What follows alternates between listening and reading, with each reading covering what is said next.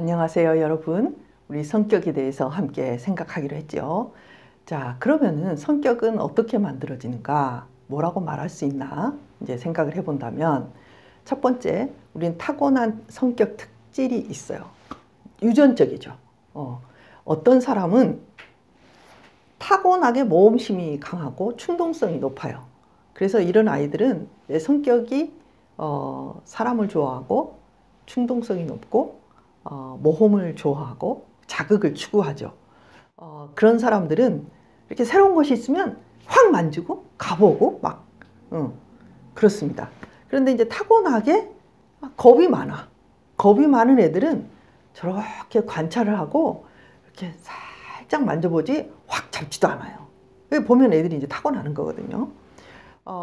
그런데 이제 모험심이 많은 아이도 어렸을 때부터 엄마가 이 아이에게 모험심을 충족시켜 주지만 그 절차와 방법들을 잘 가르쳐 주고, 또 이제 아이들이 이렇게 이제 막 뭘 자꾸 만지고 아무 곳이나 함부로 가고 그러면 이 불안이 심한 엄마들은 아이를 너무나 통제하게 되거든요. 그러면은 이 아이는 두 가지 요소를 같이 갖게 되겠죠. 첫째는 모험을 중요하게 생각하고 막 가고 싶은 마음하고 막 안 돼! 하고 통제하는 마음이 두 개가 이렇게 굉장히 보통은 충동성이 심하고 자극을 추구하는 애들이 이렇게 위험을 회피하는 성향이 이제 막 적거든요. 근데 부모의 어떤 성향과 만나서, 불안한 부모의 성향을 만나서 부모가 계속 걱정하고 염려하고 심하게 막 자제를 시키게 되면 이 아이는 충동성도 높은데 막 위험에 대한 막 두려움도 높은 애가 또 될 수가 있어요. 근데 이 두 개가 이게 두 개가 굉장히 극단적인 서로 다른 측면이잖아요. 이 두 개가 같이 존재해 버릴 때 사람들은 되게 힘들 수도 있거든요. 그러니까 내가 가지고 있는 기존의 어떤 특질하고 나를 기르는 양육자의 어떤 특질, 그리고 문화적 특질도 있어요. 예를 들면 미국이나 서구에서는 질문을 한다거나 반론을 제기하는 것에 대해서 되게 격려하고 잘했다고 하는 분위기거든요. 근데 우리나라에서는 어떠냐면 너무 이상한데? 난 저게 좀 너무 궁금해. 왜 저렇게 생각해야 되는 거야? 라고 누군가 제시를 하면 그걸 버릇 없다고 하거나 또 하지 말라고 이렇게 할 경우가 많잖아요. 거기에 의해서 내가 가지고 있는 본래의 특질이 다르게 나타나겠죠. 이런 식으로 우리의 그 가지고 있는 유전적 특질은 발현이 되기도 하고요. 그것들이 더 숨겨지기도 해요. 예를 들면 당뇨의 요인을 내가 갖고 있겠죠. 잠재적으로 가지고 있는 사람이 있고 또 가지고 있지 않는 사람도 있어요. 그런데 당뇨의 요인을 가지고 있는 사람이 식단을 이렇게 규칙적으로 먹고 또 운동도 열심히 하고 그러면 이 당뇨의 유전자의 어떤 것들은 활성화되지 않고 비활성화된 상태로 계속 갈 수도 있어요. 그런데 아무거나 먹고 저녁에 야식 많이 먹고 스트레스 많이 받고 그러면서 조정하지 않고 운동도 하지 않으면 이 당뇨의 유전자와 이 환경이 탁 만나면서 당뇨가 활성화되겠죠. 이런 식으로 우리는 어떤 자동적으로 반복되는 것들이 어떤 것인가에 따라서 우리가 타고난 기질적인 어떤 부분을 활성화시키기도 하고 그렇지 않을 수도 있어요. 근데 중요한 거는 뭐냐면은 중요하기는 해요. 유전적인 게. 그러나 절대로 절대적이지 않다. 내가 어떤 사람이 될 것인가를 내 유전자가 결정하지는 않는다는 거예요. 여러분이 이제 태어나서 지금까지 어떤 상황에서 어떻게 자랐는지 여러분들이 한번 반추를 해본다면 그러면 이 말 하면 나는 참 좋은 환경에서 잘 자랐네. 그럴 수도 있고 난 정말 너무 힘들었어. 나는 그렇게 좋은 엄마가 나를 사랑한 건 사실이지만 엄마도 역시 불행하게 살았고 나도 그것 때문에 되게 사랑받았다는 느낌이 없이 살아왔어. 그랬다면 여러분들은 이제 여러분의 성격이나 여러분의 삶의 어떤 부분들을 조금씩 바꿔야 될 필요가 있고 그 바꾸는 것들은 가능하다는 거예요. 자, 뇌과학적으로 봤을 때 성격이란 무엇이냐 하면 이제 여러분의 뇌는 뉴런의 연결이거든요. 이제 뉴런이 어떻게 연결되는가, 활성화된 뉴런의 길들이 어떻게 닦여 있는가, 이게 아주 중요해요. 사람마다 이제 활성화된 뇌 부위의 상태가 어느 정도 활성화됐는가가 다르고요.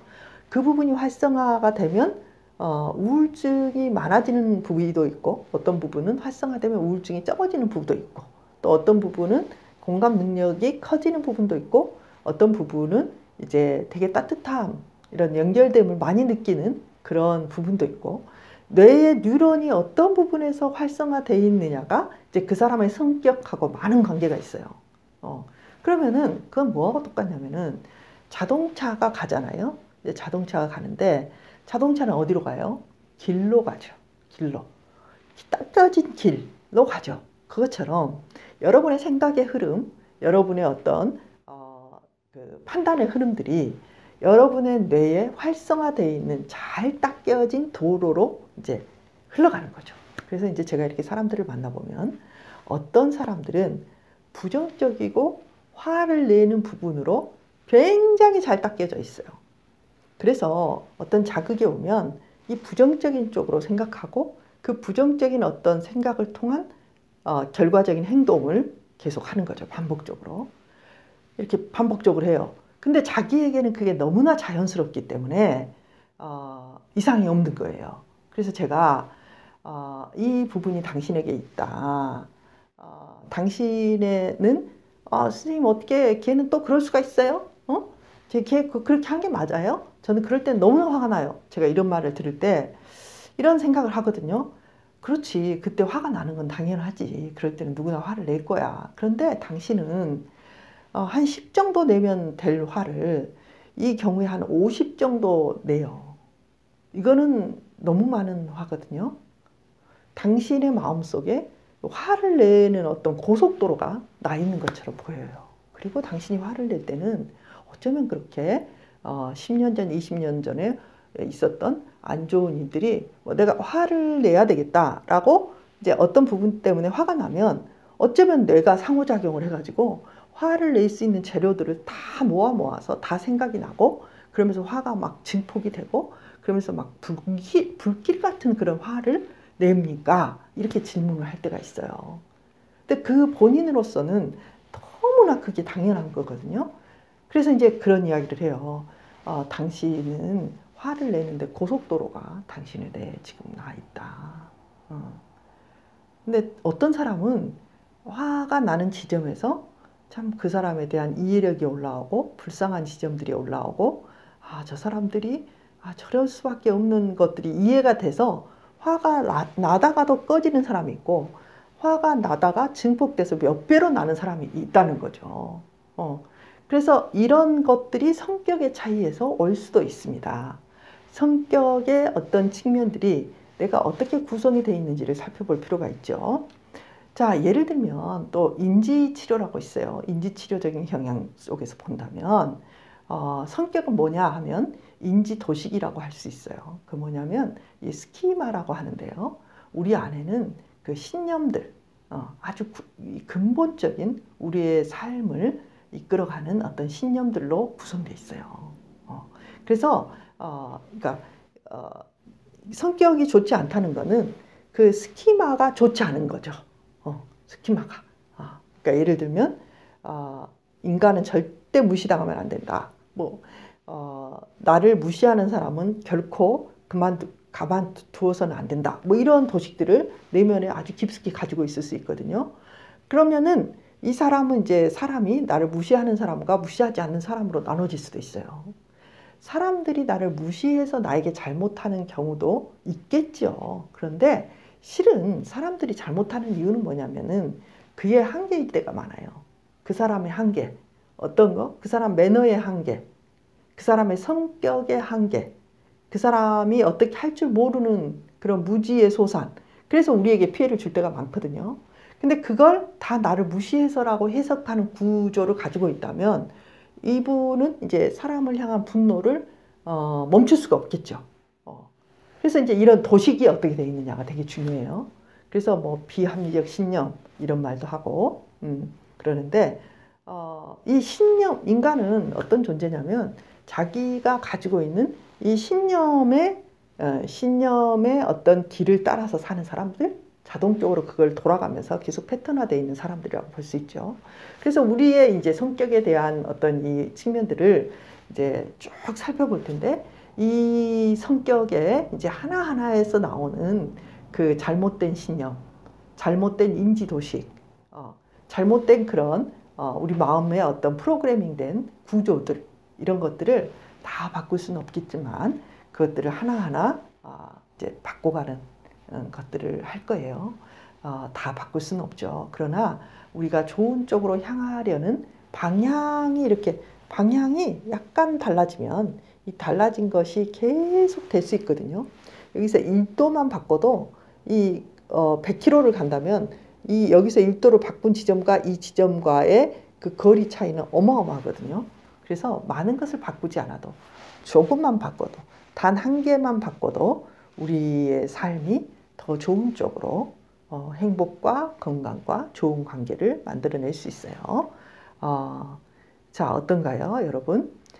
여러분의 그 성격이 이제 구성이 되어 있고, 자, 여러분은 또 외향이든 내향이든 모험적이든 또는 소심하든 사람을 좋아하든 좋아하지 않든 가지고 있는 여러분의 성향은 괜찮아요. 그 기질은 다 괜찮아요. 다 쓰임새가 있어요. 절대로 움직이지 않는 우리 손자는 말을 잘하고, 또 우리 또 한 손자는 날마다 유교 훈련하듯이 날마다 연습을 해가지고 9개월에 걸었어요. 이제는 달려다니거든요. 그러니까 이 아이는 운동선수가 되려나, 얘를 운동을 시켜야 되나, 뭐 이런 생각을 많이 해봐요. 너무 막 공도 던지고 막 10개월짜리가 막 하거든요. 얘는 또 말을 너무 잘해요. 그러니까 이 쓰임새가 다를 수 있죠. 괜찮아요. 다 좋은 거예요. 다 좋은 거. 그런데 그것이 나쁘다고 생각하고 그것이 잘못됐다고 생각하는 그 자체가 이제 문제가 되는 경우가 많습니다. 여러분, 여기까지 오늘 이야기를 할 텐데요. 여러분의 성격의 어떤 부분들을 이번 주도 그렇게 해보기로 해요. 나는 어떤 사람인가? 나는 어떤 생각을 하고 있는가? 사람들이 나에게 말하는 너는 어떤 사람이야? 라고 말하는 부분들이 무엇인가를 한번 적어봤으면 좋겠어요. 너는 참 듬직해. 너는 말수가 적어. 너는 좀 느려. 근데 너는 참 따뜻해. 뭐 이런 것들을 쭉 한번 적어보세요. 좀 내가 가지고 있는 것들 중에 내가 좋아하는 나의 성격, 내가 조금 바꿨으면 좋겠다고 생각하는 나의 성격은 무엇인지 여러분들 한번 이런 것도 쭉 생각해보는 한 주가 되었으면 좋겠습니다. 자, 다음 주에 또 만나요.